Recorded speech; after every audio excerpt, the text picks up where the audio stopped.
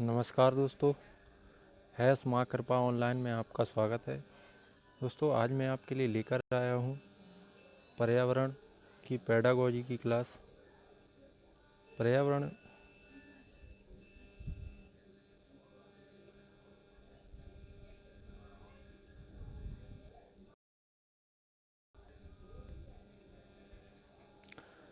जिसमें आपको दोस्तों बहुत ही इम्पोर्टेंट टॉपिक आज मैं आपके लिए लेकर आया हूँ।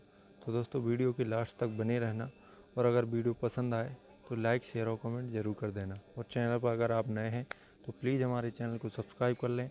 इसके साथ ही साथ आप बेल आइकन को भी दबा लें।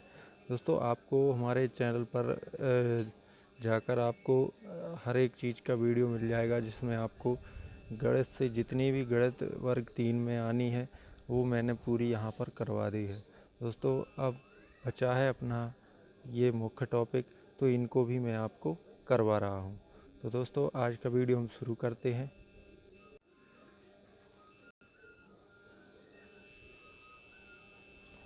दोस्तों, आज का हमारा जो वीडियो है वो है विश्लेषण एवं संश्लेषण विधि। बहुत ही इम्पोर्टेंट टॉपिक है दोस्तों, इसको बहुत ध्यान से समझना आप लोग, और वीडियो के लास्ट तक बने रहना, क्योंकि वीडियो को बिल्कुल भी स्किप मत करना। क्योंकि विश्लेषण एवं संश्लेषण विधि से ज़्यादा नहीं तो कम से कम 5-6 नंबर का आपको 100% क्वेश्चन आने वाले हैं। तो दोस्तों, सबसे पहले हम पढ़ते हैं विश्लेषण विधि के बारे में।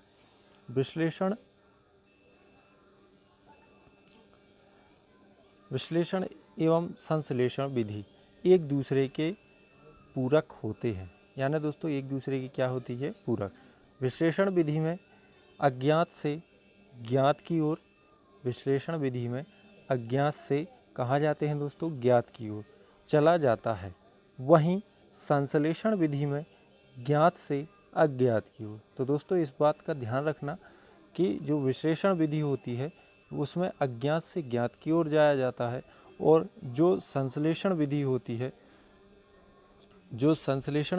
है वो ज्ञात से अज्ञात की ओर जाते हैं, अध्ययन किया जाता है। नंबर 1, विश्लेषण विधि के द्वारा छात्र स्वयं सूक्ष्म अवलोकन के आधार पर इस बात की खोज करते हैं कि किसी समस्या को हल करने के लिए किन किन आवश्यक बातों की जानकारी होनी चाहिए।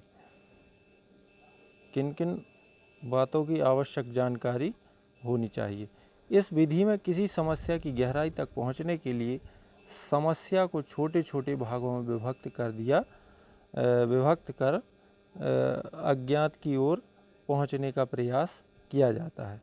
तो दोस्तों, इसमें विश्लेषण विधि के द्वारा छात्र स्वयं सूक्ष्म, जो छात्र होता है वो स्वयं सूक्ष्म के आधार पर इस बात की खोज करते हैं कि किसी समस्या को हल करने के लिए किन आवश्यक बातों की जानकारी हमारे पास होना चाहिए।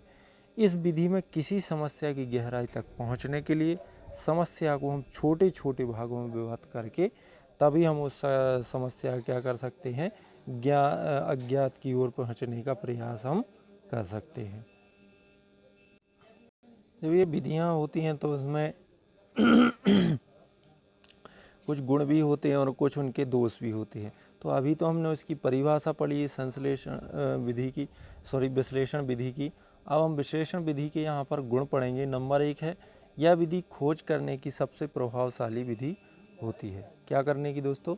खोज करने की सबसे प्रभावशाली विधि होती है। नंबर 2 है, छात्रों को इस विधि में विचार करने का अवसर उपयुक्त एवं मनोवैज्ञानिक ढंग से मिलता है। छात्रों को इस विधि में विचार करने का अवसर उपयुक्त एवं मनोवैज्ञानिक ढंग से मिलता है। नंबर 3 है, इसे एक क्रियाशील विधि माना जाता है। इसे कौन सा माना जाता है दोस्तों? कौन सी क्रियाशील विधि माना जाता है? नंबर 4 है, इसके द्वारा अर्जित किया गया ज्ञान हमेशा स्थायी होता है। इसके द्वारा जो ज्ञान अर्जित करते हैं वो हमेशा क्या होता है? स्थायी, यानी लंबे समय तक बना रहता है।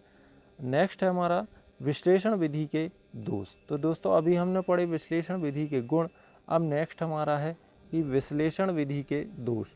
इस विधि के द्वारा अध्यापक को विषय वस्तु सिखाने में अधिक समय लगता है। इस विधि के द्वारा अध्यापक को विषय वस्तु सिखाने में अधिक समय लग जाता है। नंबर 2 है, इसका प्रयोग प्राथमिक स्तर पर करना अत्यंत कठिन है। इसका जो प्रयोग है वो प्राथमिक स्तर पर करना कठिन है, जबकि इसको द्वितीयक स्तर पर करना थोड़ा सा सरल हो जाता है। कठिन विधि होने के कारण इससे नीरसता की भावना उत्पन्न हो जाती है। कठिन विधि होने के कारण इससे काय की भावना उत्पन्न हो जाती है दोस्तों, नीरसता की भावना यहाँ पर क्या हो जाती है, उत्पन्न हो जाती है। अगला है दोस्तों हमारा, तो दोस्तों ये हमने यहाँ पर विश्लेषण विधि के गुण दोष दोनों पढ़ लिए। अब इसका हमारा अगला टॉपिक है हमारा संश्लेषण विधि। इस विधि से ज्ञात से अज्ञात की ओर अध्ययन किया जाता है। इस विधि में बहुत से तत्वों के संबंध में जानकारी के आधार पर एक संयुक्त चित्रण प्रस्तुत किया जाता है। दूसरे शब्दों में इस विधि से खंडों में प्राप्त ज्ञान को समग्र रूप से जोड़कर समझाया जाता है। खंडों में जो ज्ञान प्राप्त होता है, क्या लिखा है दोस्तों, खंडों में प्राप्त ज्ञान को समग्र रूप से जोड़कर समझाया जाता है। नेक्स्ट है हमारा संश्लेषण विधि के गुण। क्योंकि दोस्तों अगर कोई उपयोग वाली चीज़ होती है तो उसके उपयोग भी होते हैं, गुण होते हैं, दोष होते हैं, ये सभी चीज़ें होती हैं। नंबर 1 है संश्लेषण विधि के गुण जो यह काफ़ी सरल विधि मानी जाती है। मंदबुद्धि छात्रों के लिए यह विशेष उपयोग होती है। यह बहुत ही सरल विधि है और जो मंदबुद्धि छात्र होते हैं उनके लिए विशेष उपयोगी होती है। नंबर 2 है, इस विधि को सिखाने में कम समय लगता है। मुख्य बात है कि इस विधि को जो सिखाने के लिए हमें कम समय लगता है। नेक्स्ट है, यह सीखने की विशेष मनोवैज्ञानिक विधि है। यह सीखने की विशेष मनोवैज्ञानिक विधि है दोस्तों। अब इसके ये तो हो गए गुण कि काफ़ी सरल विधि है, मंदबुद्धि छात्रों को विशेष उपयोगी होती है। दूसरा नंबर, इस विधि को सिखाने में कम समय लगता है। यह सीखने की विशेष मनोवैज्ञानिक विधि है। अब दोस्तों इसके बाद है हमारा संश्लेषण विधि के दोष। तो संश्लेषण विधि के दोष, इस विधि से छात्र में तर्क व निर्णय शक्ति का समुचित विकास नहीं हो पाया है। इस विधि से छात्र में तर्क और शक्ति का समुचित विकास नहीं हो पाया है। इस विधि में छात्र स्वयं अपने प्रयास से ज्ञान प्राप्त नहीं कर पाते हैं। इस विधि में छात्र स्वयं अपने ही प्रयास से ज्ञान प्राप्त नहीं कर पाते हैं। इस विधि में पदों का अनुकरण विशेष यांत्रिक ढंग से किया जाता है। इस विधि में पदों का अनुकरण विशेष यांत्रिक ढंग से किया जाता है। तो दोस्तों ये था हमारा आज का टॉपिक, संश्लेषण और विश्लेषण विधियाँ।